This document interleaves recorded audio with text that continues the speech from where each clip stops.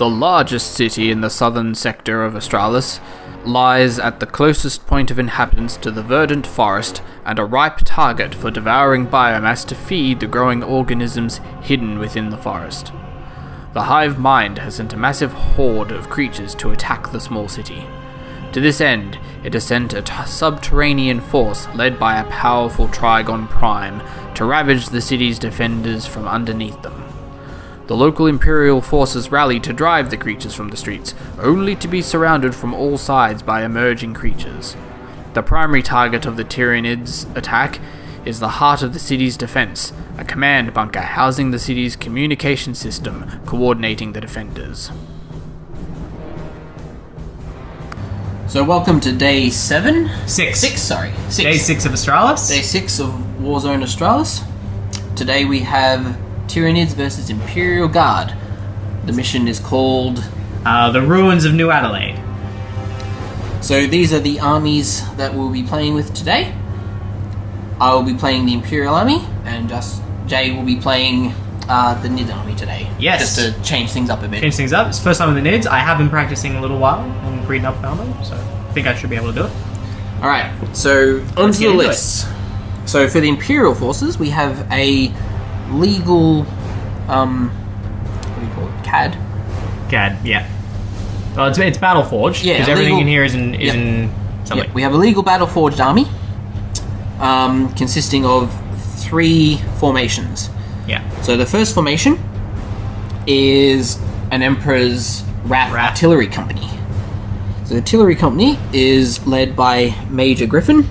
Returning from his last battle to defend this city. His squad has 2 melters, a medic. He's got the iron left, and he's in the Chimera. All upgrades are WYSIWYG. Yeah. In his company, he has his Manticore, known as the Fury Hawk, the Hydra, Hail Hydra, known as the Wildcat, and a Basilisk, known as Maria. Wow. Just you go from all that to Maria. Okay. And then the obligatory... Tech Priest, which must be taken with the formation, Brother Varys. So that's that formation. The next formation is an Emperor's Fist infantry platoon. Yeah. So this platoon is led by our old friend Lieutenant Phillips with his snipers. 3 of the infantry squads have flamers and Vox. The other 2 have heavy bolters and Vox. And the formation had to take a sentinel or armored sentinel, so we took the armored sentinel with plasma cannon. Yep. The final formation is an allied detachment of Sisters of Battle who just happened to be in the area when the attack happened. We have Canoness Viridian representing a random Canoness, but using all of Viridian's rules. Yep. For more on how we treat that, please visit the links and check out our stuff. Put that in detail. Yep, and then we got a squad of Sisters of Battle with Flamer, Heavy Flamer, Superior with Combi Plasma mounted in a Rhino, and Dominions with 4 Melters and a Combi Melter mounted in a Immolator with Melter. Many Melters. And just for fun, they decided to bring along a Penitent Engine as well. I've never actually seen one of these in fight before, so this will be interesting. It could be interesting. Alright, now let's take a look at the Tyranids. Alright, so on the opposing side, we have the Tyranids being played by me today. I didn't build the list, however. So walk us through what the Tyranids have to play with. Alright, so again we have a legal battle forged. This NIDS list consists of 2 formations. The first formation is an Endless Swarm. Yep. Consisting of 3 broods of Gaunts with adrenal glands, and 3 broods of Termagants. Each squad has 6 Devourers, and they're guided by their squad of warriors with Death Spitters and Barbed Strangler. Yep. Then we have the main regular CAD detachment. So the army is led by our good old friend, the Tyranid Prime. Tyranid Prime. And then Same as last time, he's armed with Bone Sword, Lash Whip, and Death Spitter and Adrenal Glands. Yep. In the troops section, we have a squad of warriors with Rending Claws and a Venom Cannon. And a fast section. Group of 5 Rippers. Again, with Deep Strike and Spine Fists. And Spine Fists. Cool. Then in the elite section, we've got 2 Venomthropes. They're separate units by themselves. And a large brood of 15 Gargoyles. No upgrades. Then also in fast, we have a squad of 3 Raveners. With Rending Claws and one of the weapons upgrade. I can't remember which one it was. I think it was just Devourers. I think it might have been Devourers. Yeah, it's just Devourers. And then finally, we have the Beast of New Adelaide itself. Which is a Tyragon Prime, which was given for free in this scenario. The Trigon Prime. And he's got... so many upgrades we can't even... He's got the Toxin Spike. The Maw Claws of Tyrax, I think. Acid Blood Regeneration, I think. He's got a lot of them, and yeah. But that's it for the Tyranids. So, let's see how these 2 armies fare on day 6 of Australis. Yeah. So we've gone to deployment, and the Imperial Guard have deployed first, along with the Sisters, deploying within 24 inches, so they've deployed along their boundary, getting first turn. Deploying within 24 inches of the command bunker. And as we zoom out, you can see their full deployment there. Nothing in reserves. The Tech Priest is inside the bunker, and the Sisters squads are inside their transports. The Tyranids, as per special rules, have deployed within 6 inches of each of these emergence holes. So Represented by the craters. Represented by the craters there. So one here, one here, and then one over here with these Gribblies being out of synapse. Now, Tyranids did roll to seize and failed to seize. So that means we're going into Astra Millitarum and Sisters. Turn 1. But first, Scout Moves. Scout Moves. Oh my god, I forgot about these. Oh shit. I should have deployed further back. That's okay. Alright, so in the Imperial Guard movement phase, these troopers moved up. The Hydra repositioned. These guys moved up. The Rhino with the Sisters and the Canoness moved up. The very scary Penitent Engine moved up. Immolator moved up, surrounding this emergence hole. These guardsmen moved into these ruins. These guardsmen advanced forward a little bit. These guys didn't move. And these 2 command squads shuffled, with the snipers getting out of there, coming out off the battlements. Now going into shooting phase, and we'll be back after we issue orders and do some shooting. So there were some orders issued. Orders were given. To make that one ignores cover. That one failed to receive the order. Yep. These guys ordered fire in advance, the special one for the detachment. They shot at these, killed one. These guys shot at these. No. No, they shot at them. Yeah, this squad shot at them and killed one, and the heavy bolter squad shot at that squad and killed one. The Basilisk killed 2 of them. Basilisk to ignore cover. Killed 2 of these guys thanks to Ignore's cover. These guys got some bolters. The squad that was here mostly got wiped, and the emergence hole got closed thanks to an offhand melter attack. Yep. And then just some follow-up flamers from that. Over here, the shooting was largely focused on this squad. Yep. And this squad. Of, and pluses. So many 2-ups and 4-ups flying for cover. All in all, the entire Gaunt squad that was here got murdered. Venethro took a single wound, and one of these took a single wound. The Raveners. Ravener took a single wound as well. And that was it for the guard shooting phase. That was it for the Imperial shooting. So now we move into Tyranids, turn 1. Tyranids turn 1. And we already have some returning units, maybe. So we'll roll for some Endless Swarm action. Over here, these gaunts ate themselves. Quite badly. The Venomthrope passed and moved up a little bit. These gaunts failed and are fleeing due to being out of signups. They advanced along with this warrior. And over here, a new swarm emerged to replace the old one behind it. And advanced on the poor little guardsmen here. The Raveners have gone to outflank the guardsmen there. The warriors have moved forward, while the Venomthrope has moved deeper in to that building. So now we go to Tyranid shooting phase. Yeah, Tyranid shooting phase. They completely wiped out that squad there, and then the guys behind them shot at this squad and took a couple out. And then the combined efforts of those warriors and that lone warrior took out some of this squad here, but left it mostly intact. And that was it for Tyranid shooting. Now we're on to Tyranid assault phase. Yep.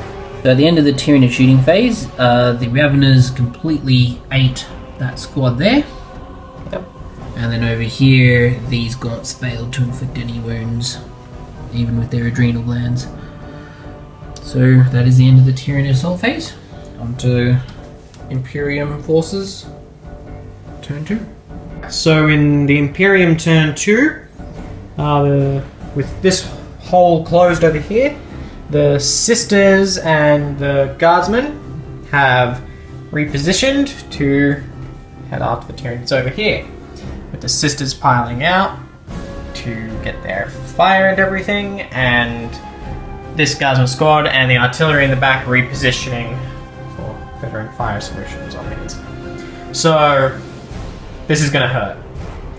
Shooting phase. So in shooting phase, Tyranids lost their warriors and their warlord. Yep, thanks to a huge volley of Manticore missiles. Yeah, with Ignore's cover. Thanks to the generalship of the commanding officer, General Major Griffin. These 3 sisters got really lucky being able to see where the Venomthrope was and murdered it. Yep, through the open door. This squad murdered the Gaunt squad that was here. This squad got very unluckily murdered, rather funnily, By Laz's. by Laz. From those 2 squads.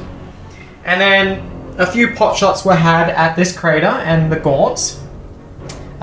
They succeeded in killing 2 Gaunts. Nothing Nothing on the crater. And this over here succeeded in wiping off the last of my Synops off the board. And we skipped straight to the assault phase and we didn't show it simply because this was the only thing that charged and it just wiped out the Gaunt squad. And now it's turn 3. 2. 2 for Tyranids. Turn 2 for Tyranid, so they've got some stuff coming on, yay. Will it be enough to catch them up from... what are the guard? Imperium is at 5 points. Something like that. Yeah, 5 to 2. But they got at least 3 squads coming on, possibly more, depending on how your Endless Swarm results roll. Yeah, so let's find out. So in the Tyranids' turn, the Trigon, the Gargoyles, and Rippers all came on and deep struck on. They all landed roughly where they should have. And one of the Gaunt squads came back, the Termagant squads. The other Hormagant squad unfortunately did not. This squad down here made it into signups and thus was able to recover and move up here. This squad regrouped and then passed its instinctive behavior check, so they were able to move back. Unfortunately, the Venomthrope failed his check and retreated. Whilst over here, the Ravener failed his check and now must charge the Sisters of Battle, while these guys failed their test and must lurk there and shoot. So, Tyranid reinforcements have arrived, and suddenly the board is looking red again. Let's see how Tyranids go with their shooting. The Tyranid shooting phase, these Gaunts managed to shoot and kill a couple of guardsmen there, but they're okay for now. These guys shot at that squad, forcing them to go to ground, and they lost a few. The Rippers shot at Phillips's command squad there, and they fled.